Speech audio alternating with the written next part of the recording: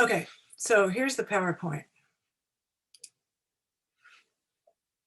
Let's see, here it is.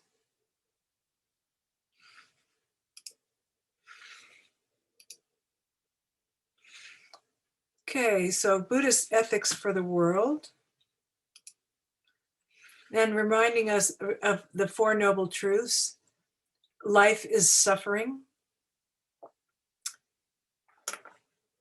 We suffer and everyone else suffers because of impermanence, unsatisfactoriness, and the constant change, and also because of hurt, loss, illness, old age, death, and the protection of ourselves. The cause of suffering is clinging to self-centered desires and views that we think will prevent suffering. So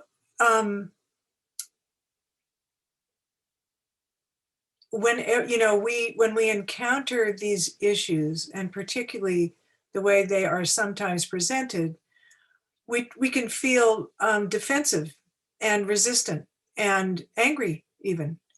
It's really important to notice that. It's not that we shouldn't feel those ways, it's that we should notice them. We might feel also grief and sadness for the loss of something that we've cherished. These are also really important.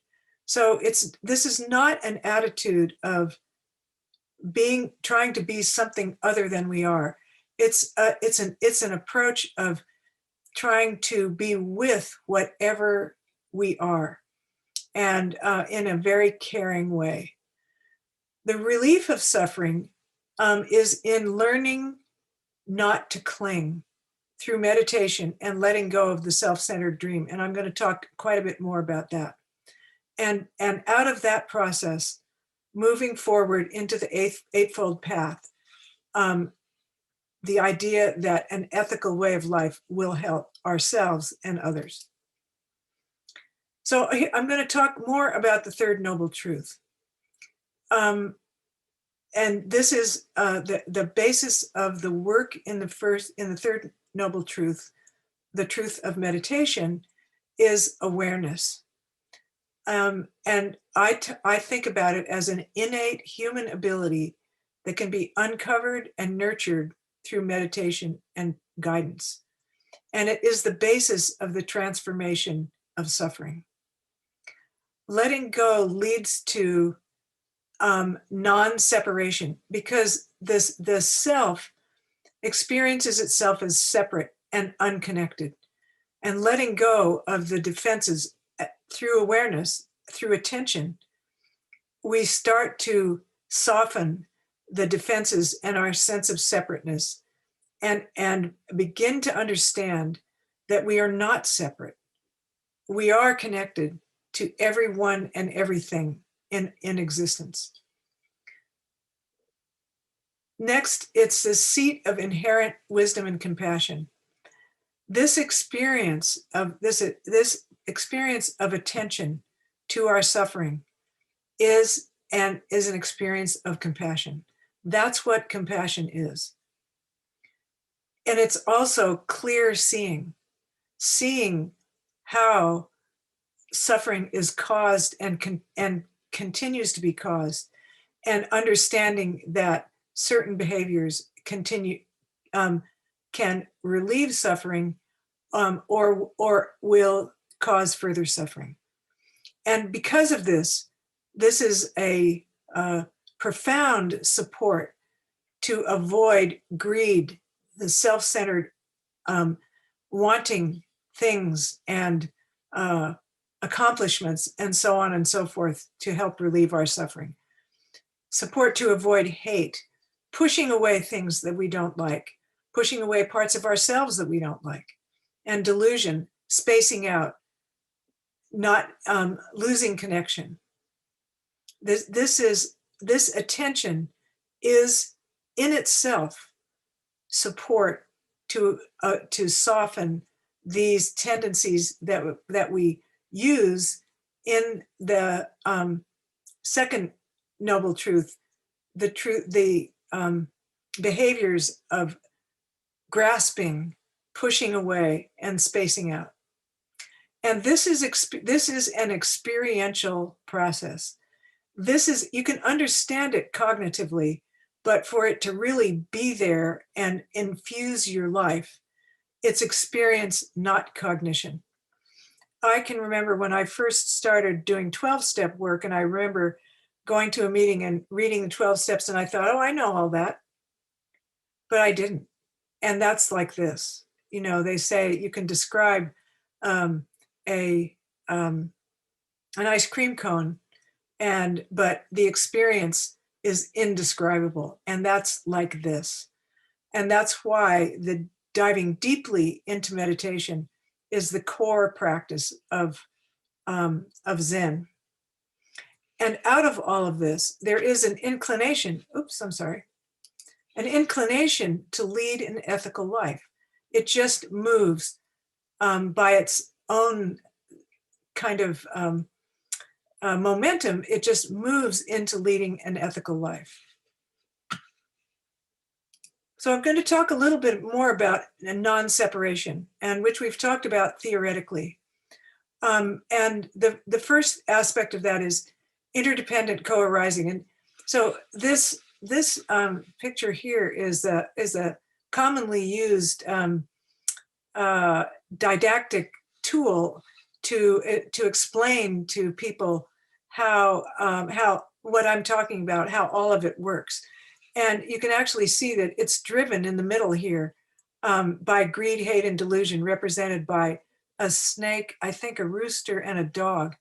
And one of our Dharma friends used to call greed, hate, and delusion the hog, the dog, and the fog.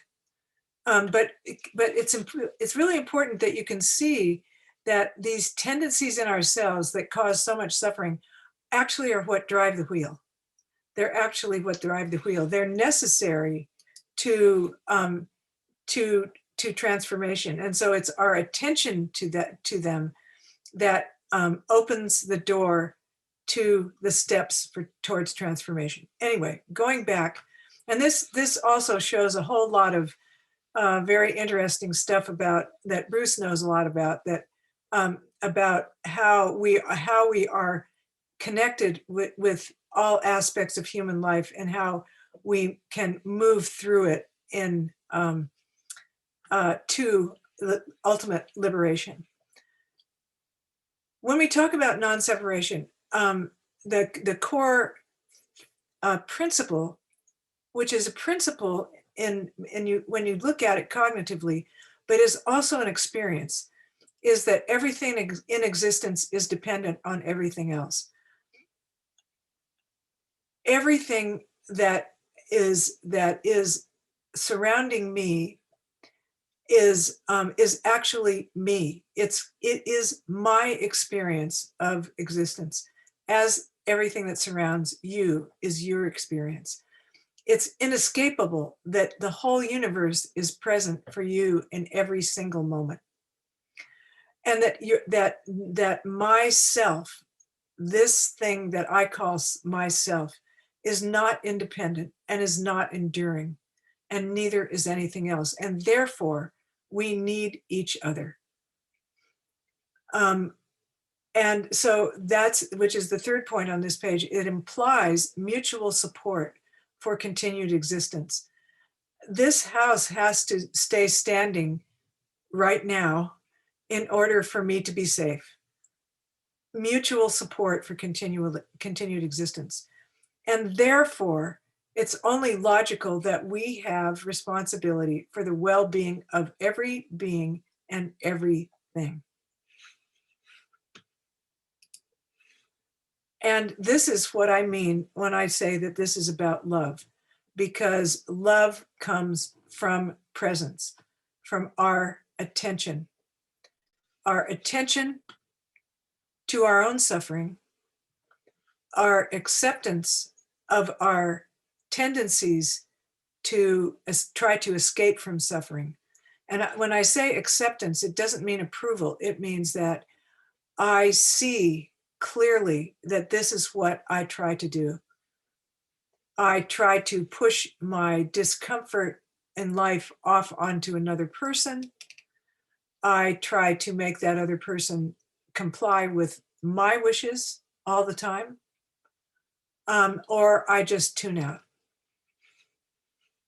Each of us has our own unfathomable constellation of conditioned responses, and it's our responsibility to know what those are, to take the Dogen's backward step and see and understand that this is the way that we as humans tend to behave, and I am not free of that. Acceptance, understanding, and because of that, seeing and accepting and understanding our own suffering, we can then begin to have a clue about how other people may feel. And through this, we begin to sense our connection, our unity as humans in trying to solve this great problem of suffering. Then, and of course, feeling that connection, experiencing that connection, experiencing the sense of wonderment when to know that were it not for this chair and this floor, I would fall through. And if there were no earth, where would I be? So I need all of those things. And out of that rises this sense of, a kind of a sense of helplessness. It's that we stand in that sense of unknowing, uncertainty, and helplessness, and compassion and wisdom arise. And then we move to the Eightfold Path. So that's where I ended. And I just have a couple of more words to say, and then we can open it up for discussion. So let's see. I'm going to find the words that I was reading. Yeah. So this is just a beginning. Over the next few months, as I said, from time to time, we'll be visiting the topic of the natural world and our relationship to it, and the topic of race and society and our relationship to it. And we'll use the approach of the Four Noble Truths. We'll try to see race through the lens of the Four Noble Truths. We'll try to see the natural world through the lens of the Four Noble Truths. We'll turn towards our own experience, and we'll try to be honest and humble, open and kind with ourselves and each other, and forgiving each other for our mistakes and our selfishness as we struggle with these difficult issues. And here's a quote from Thich Nhat Hanh. We have within us the seeds of despair, of anger, but we also have the seeds of compassion, awakening, Buddha nature, and mindfulness. So we'll do this together, hand to hand, warm heart to warm heart, taking refuge in the awakened mind and in the teachings and in each other, our Sangha. Thank you. And I'm sorry I talked so long today.